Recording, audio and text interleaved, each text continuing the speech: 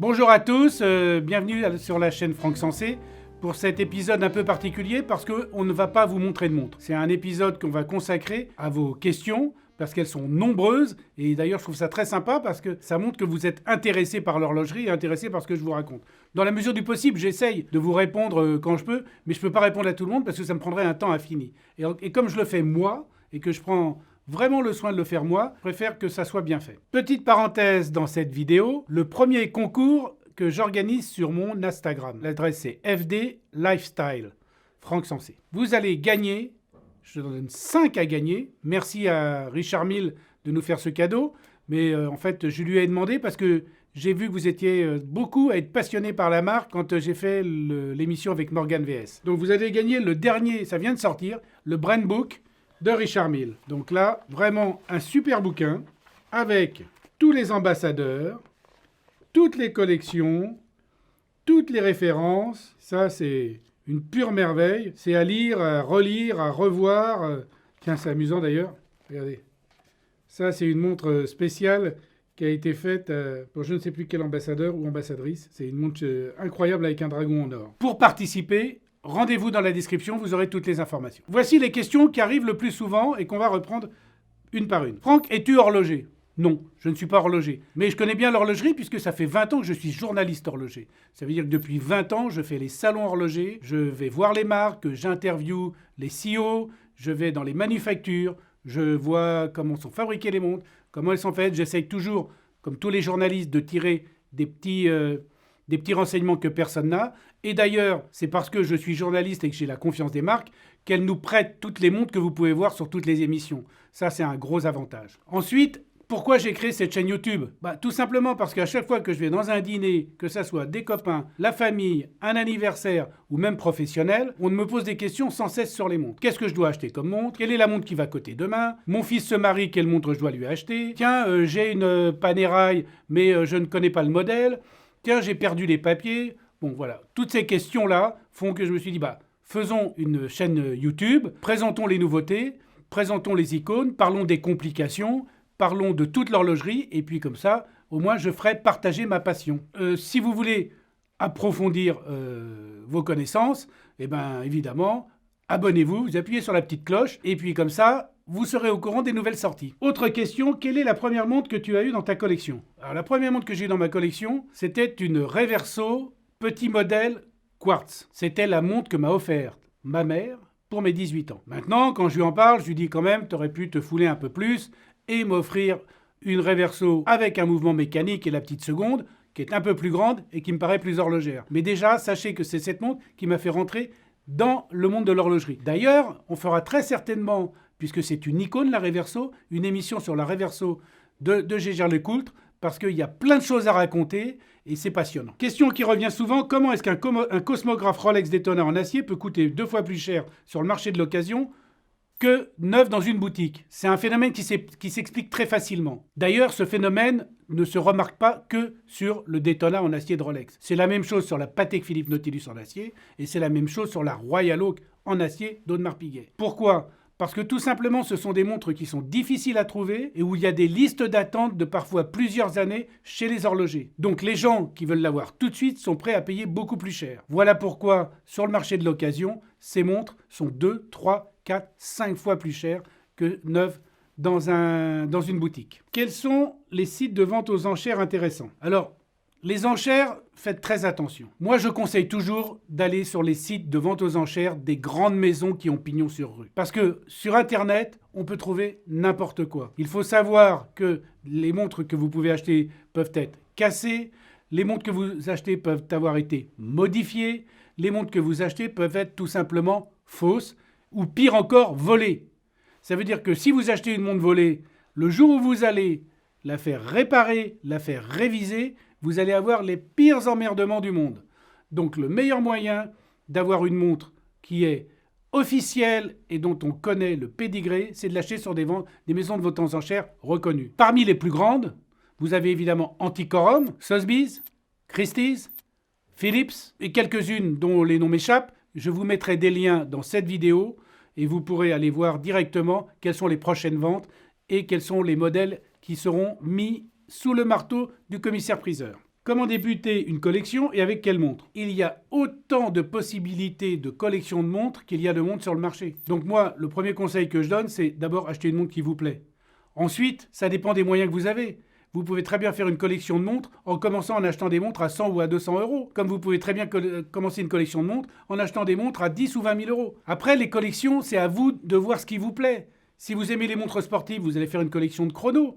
Si vous aimez les montres chic, vous allez faire une collection de montres extra plates. Vous pouvez aussi faire une collection sur la matière, que des montres en titane ou que des montres en or rose. Partir aussi pour faire une collection avec les complications, que des tourbillons, que des répétitions minutes, que des quantièmes perpétuels. Donc vous voyez, le champ des possibles est infini. Pensez d'abord à vous faire plaisir parce que la collection de montres qui reste dans un coffre, sous cellophane, jamais portée, c'est comme avoir un tableau et le mettre dans un coffre et attendre qu'il monte.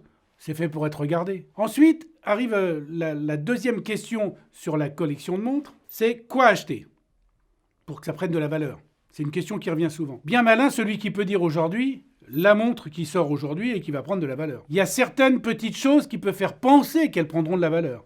Déjà si c'est une série limitée. 2 si c'est une montre iconique. 3 si c'est une montre historique. Vous voyez, tout ça. Donc ça, ce sont des petites choses qui peuvent vous donner des indications. Par exemple, aujourd'hui, un des modèles les plus recherchés, c'est le Daytona Paul Newman, le vrai Paul Newman. Il faut savoir que ce modèle-là, à l'époque de Paul Newman, Rolex avait du mal à les vendre. Donc vous vous rendez compte, c'est une montre sur lesquelles les horlogers vous faisaient des yeux doux pour vous les vendre. Et aujourd'hui, ce sont des montres qui valent plusieurs centaines de milliers d'euros. Donc vous voyez, bien malin, celui qui savait à l'époque. Autre question, comment faire authentifier une montre quand on n'a ni facture, ni papier, ni boîte? Vous pouvez bien sûr aller chez un expert et faire authentifier la montre. C'est le truc le plus simple. Maintenant, il existe aussi une autre possibilité qui est assez récente, ça s'appelle le Watch Certificate. Alors le Watch Certificate, je vous montre ce que c'est. C'est une petite carte comme ça, en métal, qu'on vous remet une fois que vous avez fait authentifier votre montre. Ça veut dire que vous allez sur le site de Watch Certificate, vous prenez rendez-vous, eux ils trouvent un horloger expert qui expertise votre montre, et là ils auscultent la montre dans tous les sens. Alors, ils vérifient tout. Une fois qu'ils ont vérifié, ils vous donnent une estimation, ils vous donnent un Watch Certificate, et ça fait foi. Ça fait foi, et ça dans deux cas de figure qui sont intéressants. Un, quand vous voulez vendre votre montre, ça veut dire qu'avec un Watch Certificate, vous savez à peu près combien vaut votre montre. 2, quand vous la faites voler, le Watch Certificate peut faire qu'avec votre assureur, vous pouvez prouver que 1, vous possédiez la montre, et que 2, voilà la cote qu'elle avait. N'oubliez pas toujours de photographier vos montres sur votre portable. Ce sera un élément de preuve lorsque vous discuterez le jour où vous vous faites voler vos montres. C'est indispensable. Gardez les factures, gardez les boîtes. Tous les éléments sont intéressants. Ça arrive trop souvent pour ne pas le dire. Sachez que ce message sur le Watch Certificate n'est pas sponsorisé, mais comme c'est mon ami Romain Réa qui a participé à l'élaboration de ce concept, je me fais un plaisir d'en parler. D'ailleurs, que les choses soient claires, le jour où on aura des émissions qui bénéficieront d'un sponsoring, ce sera clairement affiché sur la chaîne. Autre question, comment progresser en connaissances horlogères? Il vous suffit de regarder la chaîne. Bon, évidemment, pas que ça. Il y a plein d'autres choses. Il y a des livres qui sont très bien faits, qu'on trouve dans les grandes librairies. Il y a 2 magazines français qui sont intéressants, qui s'appellent La Revue des Montres et Montre Magazine. Et puis, il y a le fabuleux, l'incroyable, l'extraordinaire, l'incommensurable site mywatch-fr. Bon, vous l'aurez compris, c'est mon site. Donc, je compte sur vous. Il y a une newsletter, d'ailleurs, vous pouvez vous inscrire à la newsletter. Comme ça, quand vous loupez des informations, hop, vous les recevez. Comment reconnaître une montre qui peut prendre de la valeur dans le temps? Comme je l'ai dit tout à l'heure, les séries limitées, c'est un bon indicateur. Les montres exceptionnelles, les montres rares du type Daytona, Nautilus, Royal Oak. Les montres d'acteurs, bon, le Daytona, c'est évidemment Paul Newman, mais vous avez aussi la montre Carrera de Steve McQueen. Vous avez aussi des Panerai qui peuvent prendre de la valeur parce qu'elles ont été portées ou parce qu'elles sont les montres des ambassadeurs comme Mike Horn, par exemple, qui est un explorateur.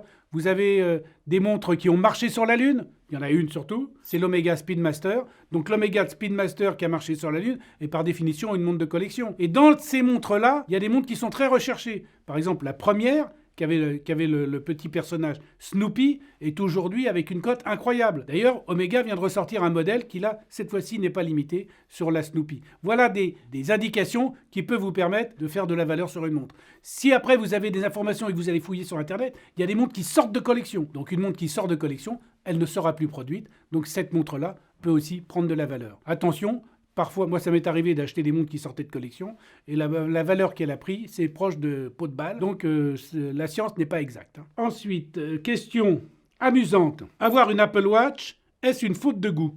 Une faute de goût, non. Si vous aimez les Apple Watch, c'est votre goût. Donc c'est pas une faute de goût. En plus, quitte à choisir une montre connectée, l'Apple Watch reste quand même l'incontestable leader mondial. Maintenant, vous pouvez trouver des montres connectées aussi dans les grandes manufactures horlogères. Il y en a une super chez Tag Heuer, il y en a aussi chez Hublot, il y en a aussi chez Louis Vuitton, il y en a aussi chez Montblanc, il y en a aussi chez IWC. Enfin, bon, des montres connectées. D'ailleurs, quand je dis montre connectée, parfois, ça n'est que le bracelet qui est connecté. Donc, vous voyez, il y a plein de possibilités.